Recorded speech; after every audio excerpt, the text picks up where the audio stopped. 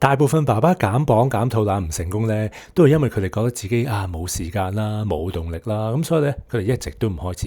佢哋諗起咧每日要白烚雞胸啦、沙律啦，成日覺得好攰啦，又好餓嗰陣時咧，佢哋真係會同自己講咧，禮拜一先開始啦。或者佢哋諗起佢哋要去做 gym 啦，做得好辛苦啦，仲要偷時間喺返工前或者湊仔之後先去做嗰陣時咧，真係會同自己講咗，我真係冇時間啦。咁我完全認同噶，因為如果你都要我咁做嘅話咧，我絕對都唔會做，都會放棄嘅。咁但係咧，最近咧有啲爸爸啦，之前好 struggle 緊嘅時間啦，或者個動力咧，突然間咧開始 take action，甚至乎咧啲 result 都好好啊，因為佢哋聽到我依個沖涼嘅故事。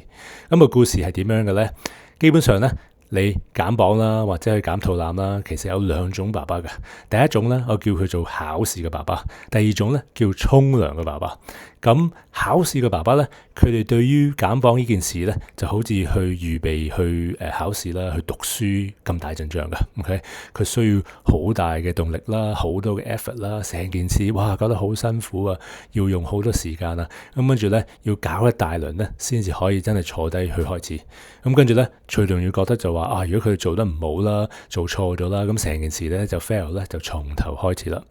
咁但係沖涼嘅爸爸咧，對於減磅係點樣嘅咧？佢只不過成件事係好似沖涼咁咯，每日沖涼咯。係嘅，你仍然要去個廁所啦 ，OK， 搞一大堆嘢啦，洗頭啦、擦身啊、抹身啊，都好多 actions 啊，好多個步驟都要做嘅。咁但係成件事咧，唔覺得辛苦或者唔覺得係 work 嘅，只不過係覺得你生活嘅一部分咯。咁所以咧，佢哋唔需要等到有200-300% 嘅動力啦 motivation 先至開始，佢只不過好似覺得每日查一樣咯，只不過去做，咁唔使諗咁多就做咗噶啦。咁喺呢一刻咧，你屬於一個考試嘅爸爸，因為到目前為止咧，你見到嘅所有嘅關於減肥，無論係人哋同你講啦，或者你見到人哋去做啦，或者上網去 Google online 去揾咧，全部咧都見到都係一啲好辛苦嘅方法，係咩咧？食少啲啦，減澱粉啦，餓住自己啦，或者飲果汁啦，每日5點鐘起身去 gym 幾個鐘啊，咁跟住咧去到 weekend 又可以未必可以同屋企人食打邊爐啦，成日覺得好攰，成日都覺得好肚餓，24/7嘅。咁但係個原因係咧，你一路以嚟咧都係得呢個概念啊，呢樣嘢咧正正就係 stop 緊你咧咁多年嚟咧去成功減到磅咯，減到肚腩啦，因為喺你個腦海中咧呢件事咧係覺得好鬼艱難。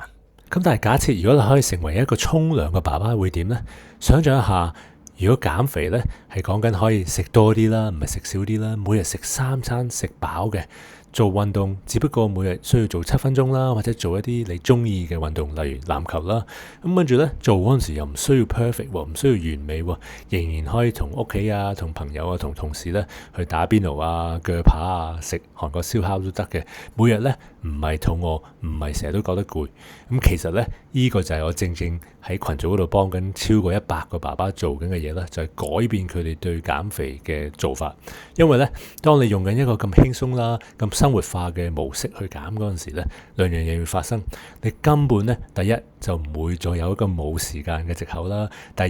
你亦都唔會話冇動力嗰個憂慮咯。根本呢，呢啲唔存在。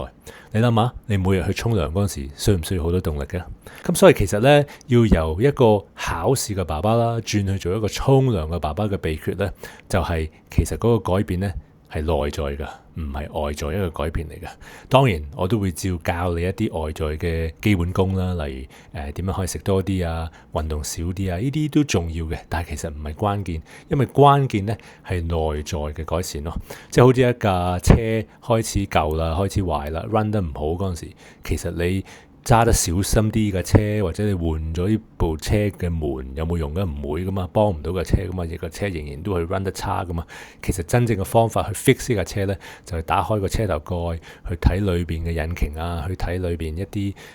mechanical 嘅 parts 去 fix 入邊嗰啲咯。咁所以當我可以開咗你嘅車頭蓋啦，入去幫你睇下你身體嗰個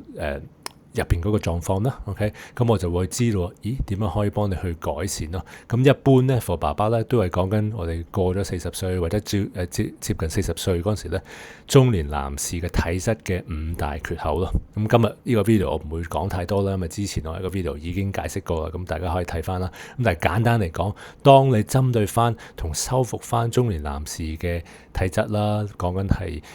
胰島素啦、insulin 啦、新陳代謝啊、muscle 啦、增肌啦、排毒啊、發炎嘅問題嗰陣時咧，其實咧好多嘢都會翻嚟啦。就講緊咩咧？增肌減脂嘅能力翻嚟啦，新陳代謝啦、體能啦、健康啦，全部都會翻晒嚟咯。咁咧，你個身體就慢慢咧就會離開咗考試嘅爸爸，而個身體嘅狀態咧就會開始變沖涼嘅爸爸咁簡單咯。咁我每次同啲爸爸學員一齊去 work 嗰陣時咧，佢哋一開波咧都係一啲考試爸爸嚟噶啦。OK， 每一個都係噶啦。嚟到咧，佢哋大家都覺得哇，減肥會係好難啊，需要好嚴格啊，需要一啲好多嘅規律啦，好多嘅意志力啦，去做呢件事，根本就唔 match 同佢哋啦，唔適合佢哋嘅生活模式噶。咁每一個開始咧都一模一樣，都係喺頭2個禮拜咧都同我講一樣嘢噶啦，就話幾時呢件事先開始變難啲啊，變 challenging 啲啊，係咪有伏噶？咁其實咧係冇伏嘅。OK， 你只不過一路以嚟咧都以為呢件事要難到好似考試咁樣。OK， 你只係 assume 咗咧呢個係唯一嘅方法啦，但其實唔係。而且咧，根本一路都冇人話俾你聽咯，點樣去針對翻中年男士嘅體質嘅缺口啦，俾一個更好、更容易嘅方法俾你知咯。而家我咧就啱啱開咗呢道門俾你啦。咁所以咧，如果你唔想再咁艱難啦，好似成日都要準備考試咁辛苦啦，繼續咧同個身體嘅生理去對抗嗰陣時啦，成日都有一個冇時間啦、冇動力嘅 excuse 嘅話咧，你可以 click 翻下邊啦。我寫咗一本免費嘅電子書啦，去講解咧中年男士咧有邊5個